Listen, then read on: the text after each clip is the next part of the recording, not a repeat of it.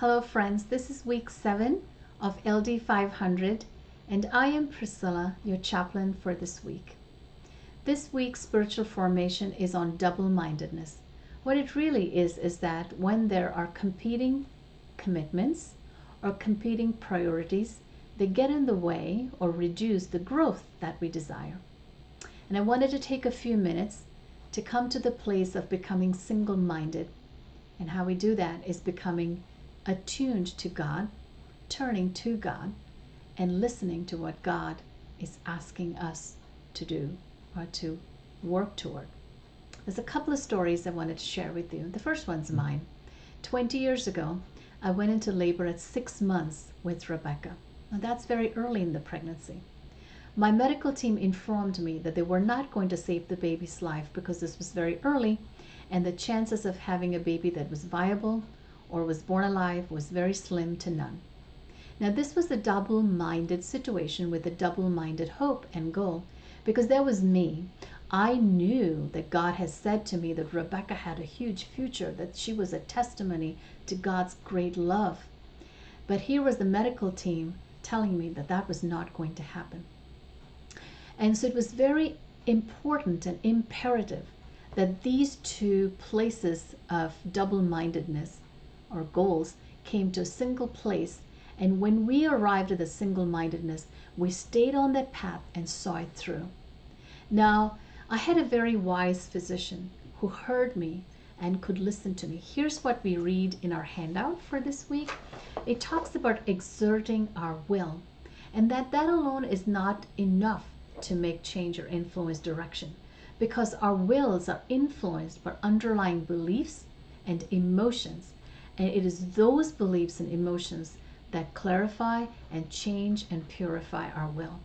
Now, this physician was wise enough to hear that underlying belief that I had, that God had promoted this belief in me that Rebecca was to be. And so he made it possible for me to have other care teams come and weigh in and potentially give me an option for a different outcome. And here's the story of Rebecca.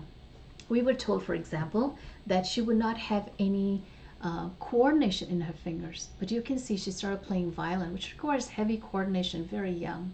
And she's the first violinist performing at symphonies and orchestras everywhere. We were told that she might have mental retardation, that she would not function. But she's been an A-grade student all her life. She's on the dean's list in third year of a college. We were told that she would have to live in group homes.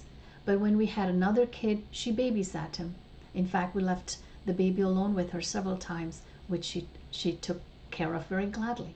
So we know that when we come to a single-minded place, when we hear God in that place and we step in obediently in those spaces and we speak into it, then the growth that we desire is in alignment with what God sees for us. Here's another story. I'm not alone in this, because we have Ruth. Ruth was a Moabite woman. When her husband died, she could well have stayed in Moab with her family and had a life that she knew with her own family. However, she made this enormous decision to go with her mother-in-law, and she says, "Don't urge me to leave you or to turn back from you. Where you go, I will go.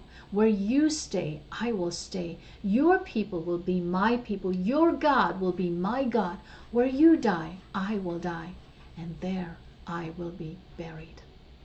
Ruth, making that single-minded decision, changed Israelites' history, gave redemption to history, and certainly life to David and Jesus. So when we stand and make those decisions, they're not just ours, because God is in those decisions. We know that God knows what we need way before we ask him, and he has set the destiny for us way before him, and we play a part in God's great big tapestry. So that's a couple of things about single-mindedness. A little bit of healthcare comes into play for me, because Hippocrates is the father of medicine. Here's what he says: make 2 habits on a regular basis. Make a habit. Do 2 things on a regular habit or a practice. And what I thought about for us were 2 things. One on love and the other on self-discipline. Let me address discipline first. Charles Simeon is a well-known mentor and evangelist. But he didn't start off that way. He was well known as an assertive, rude, and harsh man, like a raw peach.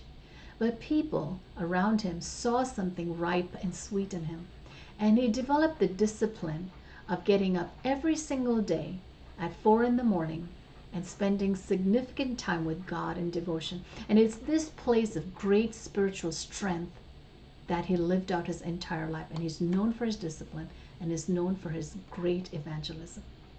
And that is an example that sets us on the path of righteousness. The second comes from Jesus. He talked about how we love God and we love others. And by doing so, we fulfill what God commands us to do.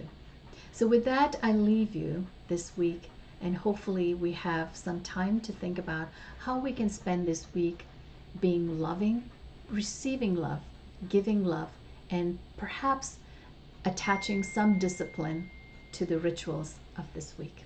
God bless you, and we will see each other again.